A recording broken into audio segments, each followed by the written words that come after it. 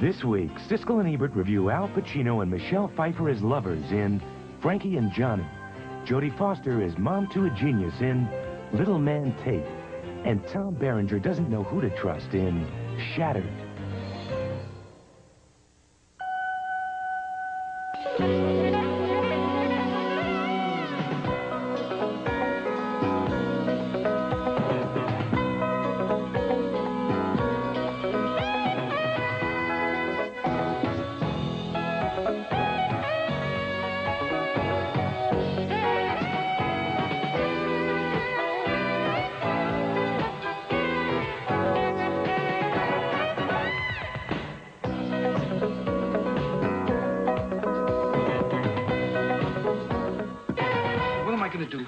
To make you respond. I mean, can I start writing you little notes? I don't respond to little notes. Don't start writing me notes. Al Pacino and Michelle Pfeiffer in Frankie and Johnny, the new film from the director of Pretty Woman and one of 5 new movies we'll be reviewing this week on Siskel and Ebert. I'm Gene Siskel of the Chicago Tribune. And I'm Roger Ebert of the Chicago Sun-Times.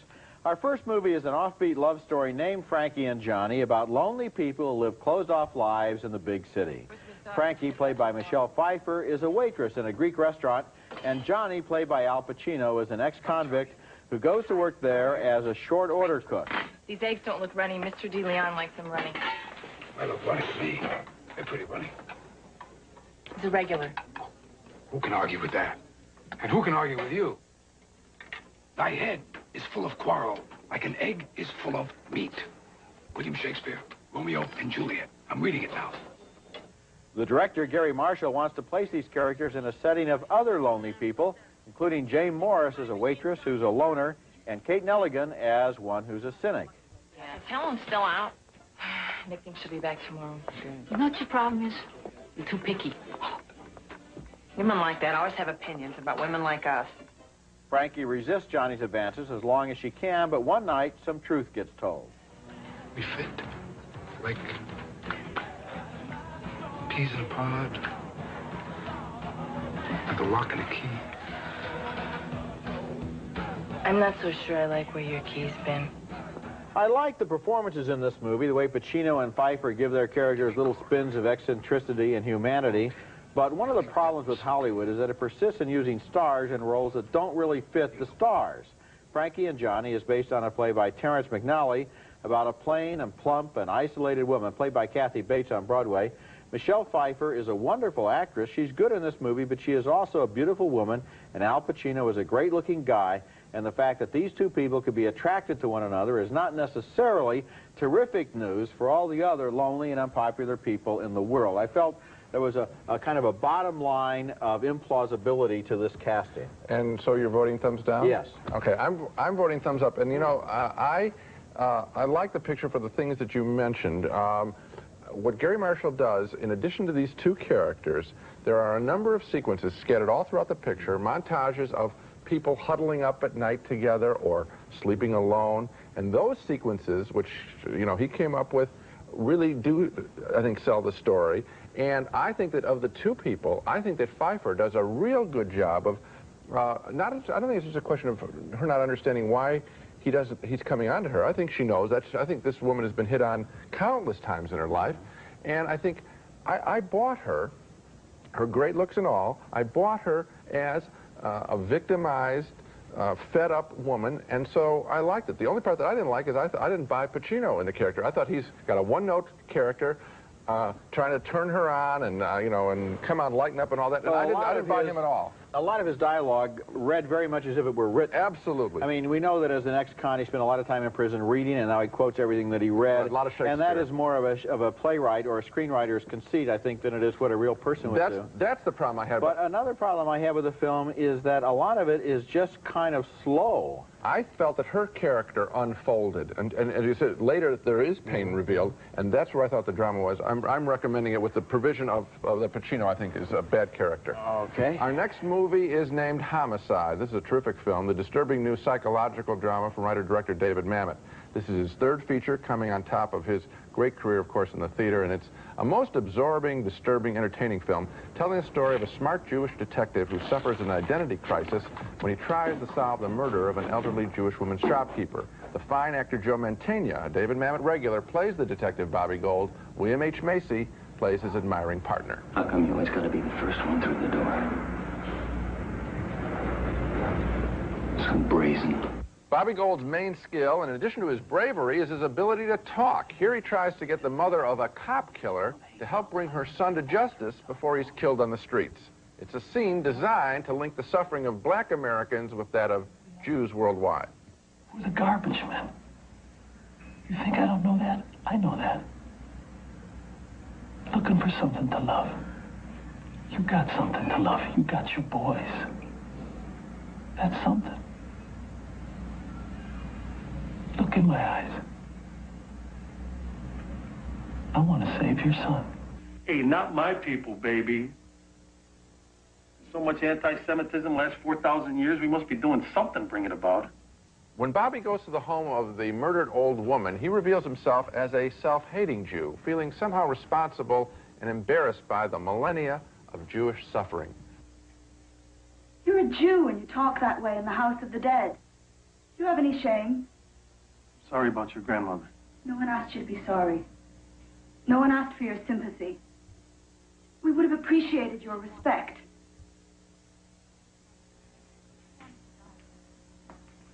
Do you hate yourself that much? Do you belong nowhere? Tracking the murderer leads Bobby to the back room of a Jew-hating store owner. Suddenly, Bobby can no longer deny his heritage.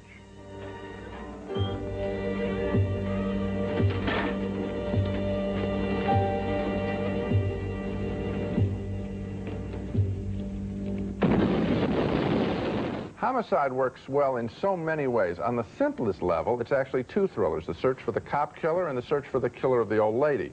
And then, of course, there's Bobby's search within himself for what it means to be a Jew, never divorced from hate. He is strong, he's heroic, and what is rare about this character in the movies is that for all of the hundreds of Jewish people who work in the American movie industry, they have rarely produced films with vital Jewish people. Bobby Gold is brave, and he conquers his shame, and he still reaches out to others in pain. His story is sad and scary and thrilling, too. Obviously, I like Homicide a lot. I liked it a lot, too, and 1, 2, 3, with these three pictures that David Mamet has made, he has established himself as a very special American film director. I mean, we know about his achievements on the stage. Right. This is also an House area... of Games and Things Change are the other two pictures for and now renters. comes this one. And there is dialogue in this film. He's famous for his dialogue. He's famous for his use of four-letter words and so forth. We expect that. But it's almost musical. It's almost like jazz. There are riffs of dialogue here, and the way these cops talk to each other, it is not done as a stunt. You are aware both that it has a realistic base and that it's been elevated into a style. And in the screening that I've seen it twice, I saw it at the Cannes Film Festival, I saw it again yesterday, both screenings, people laughed in appreciation of how great it was to listen to this smart, fast dialogue. Now, you're talking about the picture as if it's a fast-paced thriller, and it is that. But it's also what you talked about, It too. is absolutely an important psychological study of a guy who is getting connected to his roots, and it's very good. I want to also tell you there's one thing that surprised me. There's a point in the movie where this character remembers something. He has an appointment late in the picture. Yeah. It's involved a case. I was so absorbed in his personal story. Like him, I forgot about the other case. Did that happen? did you? You get involved in his real time. Exactly. For example, the whole business of getting to the one stick-up murder while he's on his way to another one. And he keeps saying, I'm not here, you didn't see me, this isn't my case, this isn't my case. That's very good plotting. And he really wanted to be in the other place, and then tell him it already came down, Bobby. Yeah, it's well done. Good stuff. Coming up next, Jodie Foster's directing debut in Little Man Tate. No. If you think you're going to make me say things like choo-choo and big garage to get you to open up your mouth, you got another thing coming. How about if we just say, see you tomorrow? Instead of goodbye, huh? If you send me the checkbook, I'll balance it for you. I think I can take care of that, Freddie. That's Jodie Foster there as the mother of a bright little boy. She is 28 years old herself and has already been appearing in the movies for 25 years. And on the basis of her own first film as a director, Jodie Foster was apparently able to learn a lot on the job. Little Man Tate stars Foster as a single mom of an incredibly bright little boy. And even when he's 2 years old, he's already a prodigy. Coffer, Mommy. No, Fred. That's a plate, Fred. No coffer. Okay? Coffer. Look. Right? No coffer. It's a plate. Jesus. One of the things I like about the movie is that the kid may be a genius, but he's sort of lacking in social skills. Fred Tate? Fred Tate. Diane Weiss plays the child psychologist who wants to recruit the little man for her school for child geniuses. What I'm trying to tell you, Miss Tate, is that right now your son is starving for stimulation and challenge, and for some order in his life. Things that you don't provide, but that I will. In his new world, Fred Tate meets and outthinks other bright kids, including P.J. Auckland as an obnoxious math whiz. Somebody, for God's sake, challenge me. Okay. How about giving me a number that when divided by the product of its digits, the quotient is 3, and if you were to add 18 to this number, the digits would be inverted.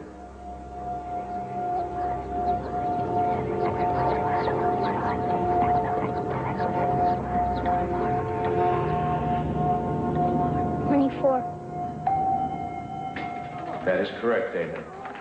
And the character of that older kid there who bills himself as a mathematician is one of the real treasures in this movie. This is a completely original film with a lot of off-the-wall humor in it, and some of the best scenes involve the weird relationships between all of the students at that school for geniuses. Diane Weiss creates a really original character in the child psychologist who doesn't exactly relate to the kids at all. She doesn't talk to them. She dictates to them like they're telephone answering machines. Adam Han-Burt is a complete movie original, bright and gifted, but also a little kid who needs his mom and doesn't quite understand the world that he's in. And I like the way Foster's character refused to let herself be bulldozered by the child experts. This is her kid, and she knows him best.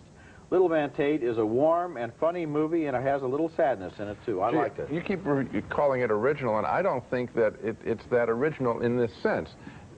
I think it plays right into all the standard stereotypes, that a smart kid, a precocious kid, is naturally socially retarded. I think that that's the standard, that's a stock character. I think that the person who runs a school for gifted children doesn't really know how to relate to children is another stock character and is insensitive, and that the other kids are quirky and bratty. I mean, the kid is funny with the mathematician. That's funny. What I did like about the picture, first of all, I think her directing is just fine.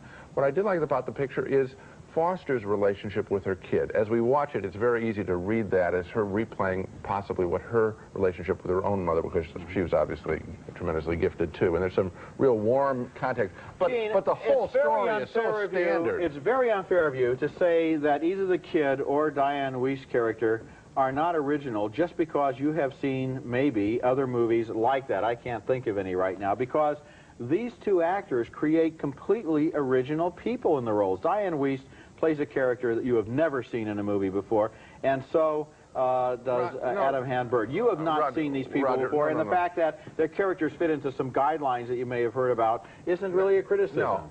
I would tell you that, Roger, in the standard portrait, you read all these articles about schools for gifted children, and every journalist takes the same tack. You would too, and so would I, which is that they're... Maybe they're all right. Maybe they're correct. I'm just calling it a stereotype. No surprises. Coming up next, Oscar winner Denzel Washington stars in the thriller Ricochet about another brave cop who's under attack. Now, in time it takes you to pump it one time, I'll have 3 bullets in your head, maybe 1 in your chest. I'll be on my way back to the station doing paperwork and eating donuts. Yeah, you come a long way, my brother. From hot wiring Corvettes to hot wiring cocaine. I'm impressed. That's Denzel Washington, of course, the Oscar winner from Glory, in the new movie Ricochet, playing a rookie cop who becomes famous overnight when his heroics are captured by an amateur video camera and telecast on the news. I'll drop the gun, but here's the deal. I lay the gun down, you let the girl go, I'll be your hostage. All right? Drop the gun! All right, nice and easy. I'm putting the gun down. Nice and easy. Nice and easy. Nobody gets hurt. Now, the only weapon I got left now is useless unless you're a pretty girl. That's John Lithgow as the killer, who is captured and sent to prison. Some of the dialogue in Ricochet is very smart, as Washington immediately gets a promotion from the district attorney, Lindsay Wagner. Well, don't put your uniform back on. You took it off for the psychopath. Keep it off for me. I don't want you wearing anything from this point on, except civvies. You and your partner have both been promoted to detective by Chief Floyd. Congratulations. 7 years later, John Lithgow escapes and carries on a movie-long campaign to humiliate Denzel Washington. But first, time out for a ridiculous arm wrestling match. This is no fun. That's better. Later in the film, in a much better scene, Denzel Washington pretends to be suicidal in order to lure Lithgow out of hiding. Lithgow doesn't want the suicide to happen. He wants Washington to suffer more.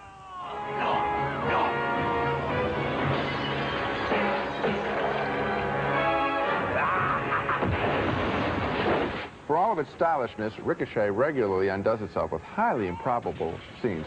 Think about what you just saw. Why wouldn't John Lithgow's character be satisfied with Denzel Washington committing suicide? That's victory enough. But no, this supposedly is going to lure him out of hiding so he can keep the guy alive to insult him more?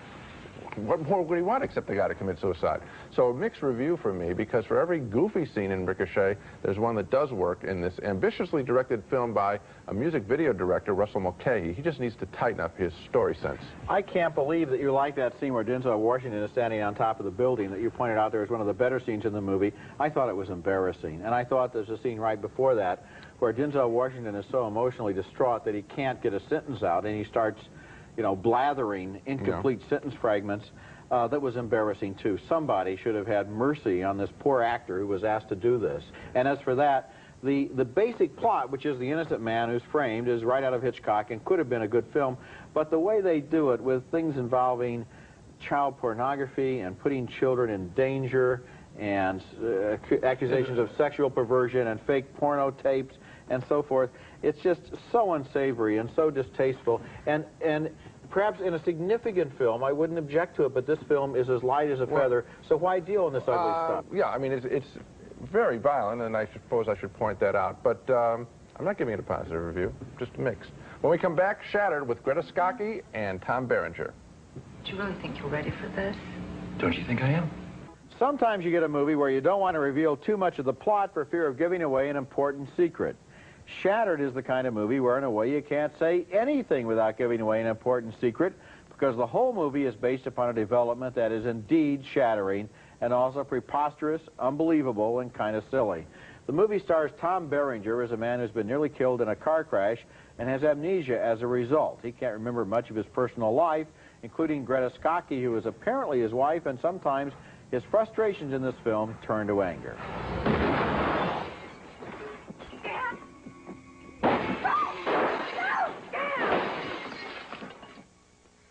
Bob Hoskins co-stars in the movie as a private eye who is retired to run a pet store, but still can't let go of this particular case.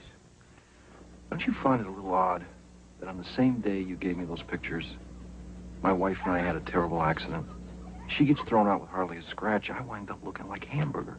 Then there's the mystery of the red sports car and a driver who seems to want to kill them. Get out of it!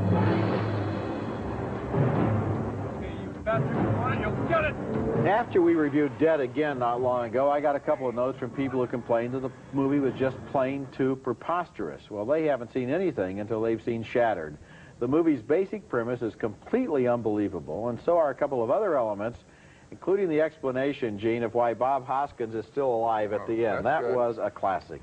I guess I wouldn't even mind the plot so much if the movie made us really care about someone, but it's so busy playing switcheroos that we end up more puzzled than involved. Well, for a while there, I was trying to outguess the picture, and then when it resolves itself, you feel like you weren't really being played fair with, and that's the problem. That's a big problem. You should have some inkling of what's going on, and it's very hard to come up with this one. That's really that's all the picture's about. It's a simple game. You know, what's really going on, who's tricking this guy, and that's it. You find out the answer. Like, they could have handed you that in an envelope for all the impact it has. Another little, just one little tiny loose end. Not only didn't I believe how Bob Hoskins That's ridiculous. Saved himself, but how did he then get his arm bandaged, get into a helicopter, and arrive at the next scene within the next 5 minutes? Well, it's time for the movie to end. Everyone's got to get in shape. That's right. Coming up next, our video pick of the week, one of Al Pacino's best performances, much better than his work in Frankie and Johnny. As I mentioned in my review of Frankie and Johnny at the top of this show, I felt Al Pacino was playing down to his working-class character in that film, but that wasn't true back in 1973 when Pacino lit up the screen in Sidney Lumet's Serpico playing an honest street cop blowing the whistle on a corrupt New York police department. I'm sure there is a young generation of moviegoers who have never seen Serpico. This recommendation is for them. Now let's recap the movies we reviewed on this show. A split vote on Frankie and Johnny. Roger didn't like the glamorous casting, but I was touched by the performance of Michelle Pfeiffer. 2 thumbs up, way up, for David Mamet's Homicide, a terrific thriller and a fine portrait of a man reconnecting with his heritage. A split vote on Jodie Foster's Little Man Tate. Roger thought the child prodigy film was original. I think it's filled with stock characters. 2 thumbs down for Ricochet, the cop thriller with Denzel Washington that I like a little bit more than Roger. And 2 more thumbs down for the gimmicky thriller Shattered. So Homicide is the picture we really like. And Joe Mantegna, we haven't mentioned him enough. He gets I'd love to see him get an Academy Award nomination. That'd be great. That's it for this week. Next week we'll be back with reviews of new movies, including one starring Danny DeVito, who wants to make a lot of other people's money. And we'll also review John Sayles' new movie about urban corruption, City of Hope. That's next week, and until then, the balcony is closed. Flash finish from Jonelle. Dries nail polish in less than a minute as it hardens nail enamel to reduce chipping and cracking. Flash finish from Jonelle. New exciting Major League Baseball raisins from All American Raisins. Check out your local team, the healthy pro sports snack for all occasions. For that special time in your child's life, bring home Walt Disney's cartoon classics, Disney videos, for your child's magic years. The Natural Manicure from Jonelle. It's quick and easy. No more worries about changing your nail color to match every outfit. From Jonelle.